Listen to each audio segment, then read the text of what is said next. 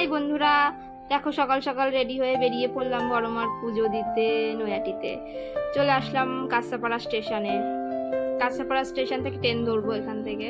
তো দেখো আমরা যখন যাচ্ছি চারজন মিলে, আমি মেজদি আর আমার মেয়ে আর মেজদির মেয়ে, বলতে বলতে ট্রেনে উঠে পড়লাম। এখন দেখো ট্রেনে উঠেই সিট পেয়ে গেছি। ট্রেন ফাঁকাই ছিল সকাল সকাল অবশ্য। আর হলের পরিবেশটা এত সুন্দর লাগছিল না। দেখো চলে এসেছি নৈহাটিতে। ডালা কিনে নিয়েছি আমরা, ডালা কিনে এখন যাচ্ছি পুজো দিতে। জানো তো অনেক দিন ধরে আসার ইচ্ছা ছিল বড়মার পুজো দেওয়ার জন্য, কিন্তু আসতে পারিনি। হয়তো এর জন্যই যে মা বলে না, মা ডাকলেই আসতে পারবো, মা না ডাকলে আসতে পারবো না। হয়তো ডাকিনি এতদিন, এখন হয়তো ডেকেছে মাথায় আসতে পারলাম। দেখো লাইনে দাঁড়িয়ে পড়েছি। লাইনে দাঁড়িয়ে এখন খুব ভিড় পুজোর লাইনে। আমরা অনেকক্ষণ ধরে দাঁড়িয়ে আছি। এখন এই যে চলে আসলাম ভেতরে মাকে পুজো দেওয়ার জন্য।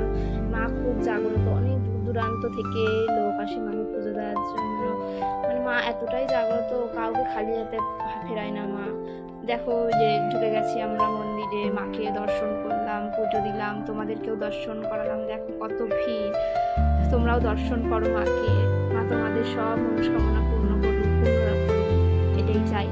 দেখো পুজো দিয়ে বেরিয়ে আসলাম, গঙ্গার পাড়ে চলে আসলাম। গঙ্গার পাড়ের সুন্দর মনোরম পরিবেশটা তোমাদের দেখালাম। পরিবেশটা খুব সুন্দর লাগছে। দেখি আবার যদি মা চায় আবার আসবো।